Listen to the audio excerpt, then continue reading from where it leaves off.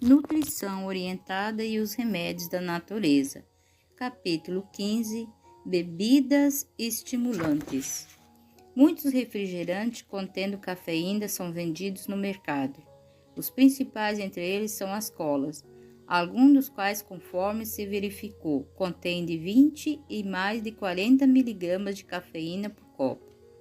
Seus efeitos deletérios no corpo são muito semelhantes aos do café e, além disto, ainda se deve considerar o efeito de sua grande quantidade de açúcar. Algumas colas detêm a ser altamente ácidas, de modo que seu uso habitual produz erosão no esmalte dos dentes. Quando imerso em refrigerante carbonatados, os dentes humanos ficam descalcificados dentro de 2 semanas, a não ser em situações muito especiais. Não precisamos de nenhum tipo de estimulante. Todos os estimulantes, de quaisquer que seja a espécie, são danosos à saúde. Não podemos classificar nenhum deles como alimento ou fonte de vitamina para o bem-estar do homem. Café, mate, chá preto, chocolate ou cacau, cola, coca, guaraná e outros mais usados em forma de bebidas ocasionais ou regulares são todos altamente prejudiciais à saúde. E todos contêm doses mais ou menos iguais de alcaloides, se feriam e em parte porque não são tomados na mesma forma e quantidade. O princípio ativo predominante de todos eles é a cafeína. Este alcaloide é um estimulante dos centros nervosos do cérebro, que produz um despertamento com mais rápido fluxo dos pensamentos, o que dá a sensação de alívio, de fadiga e bem-estar. Mas esse resultado não deve ser considerado benefícios, visto como são produzidos à custa de enfraquecimento posterior e maior univiamento do cérebro, cerca de 24 horas após a ingestão da droga. A cafeína, mesmo em doses moderadas, produz um prolongado aumento de secreção estomacal, provocando o surgimento de úlceras. Quanto maior for o fluxo de ácido do estômago, menor a possibilidade e o indivíduo restaurará-se de suas úlceras do estômago. Além disso, uma vez formado o hábito, cria-se uma dependência da droga, difícil de ser abandonada, e as possíveis consequências serão nervosismo, ansiedade, insônia e tremores, aumento de secreção gástrica e de acidez estomacal com grande irritação, irregularidade cardíaca com palpitações, pulso rápido, distúrbios rítmicos e desenvolvimento de problemas nas coronárias. Nos casos de glaucoma, agravamento da doença pelo aumento da pressão nos olhos e talvez a mais grave das consequências, a secreção inútil em excesso de insulina. E esse hiperinsulinismo produzirá infalivelmente a hipoinsulinismo, e aí estará instalada a diabetes.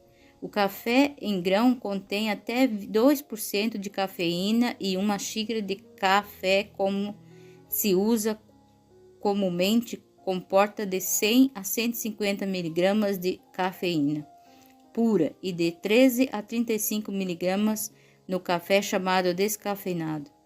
De uma única espécie de refrigerante são bebidas diariamente em todo o mundo cerca de 100 milhões de garrafas contendo algumas toneladas de cafeína pura, suficiente para viciar os seus usuários, especialmente as crianças, e isto sem mencionar os demais ingredientes, também perigosos. O chocolate é em suas várias formas ou sob diversos nomes comerciais, contém boa quantidade de cafeína, mas um de seus grandes males é que, alinhado ao açúcar e ao leite é juntamente o ácido oxalaico inorgânico que constitui um tremendo descalcificante, contribuindo para o enfraquecimento do sangue, dos ossos e dos dentes, sendo muitas vezes a principal causa da anemia.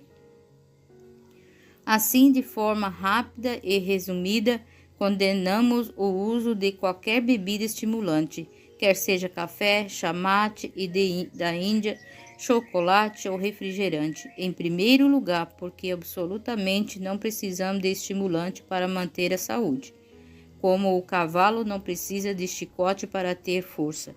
E em segundo lugar, porque exceto os alimentos líquidos como o leite e os sucos de fruta e de hortaliça, é a água que bebemos. Não precisamos de nenhum outro líquido. E por uma orientação errada que os homens se habituaram a empurrar o alimento para o estômago à custa de goles de café, chá ou refrigerante sem mastigar e sem saborear o gosto daquilo que come. Daí resulta má digestão e suas consequências. Fora, pois, com todo o erro dietético, fora com os líquidos desnecessários, a não ser que se queira ocasionalmente tomar um chá de ervas medicinais, como trevo roxo, alfafa, capim, cidreira, hortelã, camomila ou outras, mas não com o propósito de ter alguma coisa com que forçar o alimento a descer, principalmente esôfago abaixo. Resumo elucidativo. Em Ciência do Bom Viver, Ellen White resume em poucas palavras todos os maus efeitos dos estimulantes notavelmente. O chá, o café, mais usado que outros na época.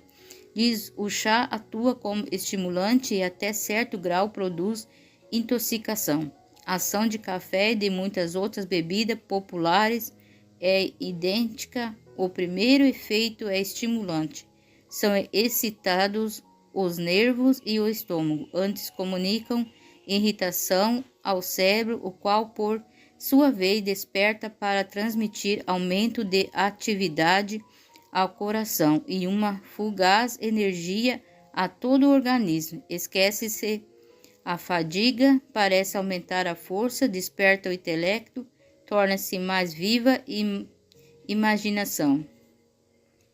Em virtude desse resultado, muitos julgam que seu chá ou café lhe faz um grande benefício, mas é um engano. Chá e café não nutrem o organismo. Seu efeito produz-se antes de haver tempo para ser digerido ou assimilado, e o que parece força não passa de incitação nervosa. Uma vez dissipada a influência do estimulante, abate-se a força não natural, sendo o resultado um grau correspondente de languidez e fraqueza.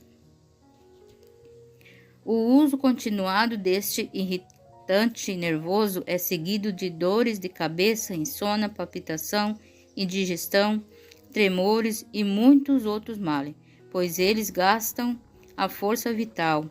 Os nervos fadigados necessitam repouso e quietação, em lugar de estimulante e superatividade. A natureza necessita de tempo para recuperar as exaustas energias. Quando suas forças são aguilhoadas pelo uso do estimulante, consegue-se a mais durante algum tempo, mas à medida que o organismo se enfraquece,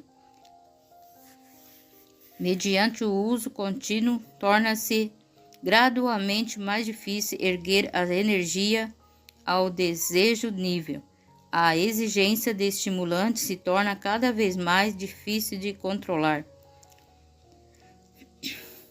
até que a vontade é vencida, parecendo não haver poder capaz de negar a satisfação do forte apetite contrário. A natureza são reclamados estimulantes mais fortes e ainda mais fortes, até que a natureza exausta já não pode corresponder.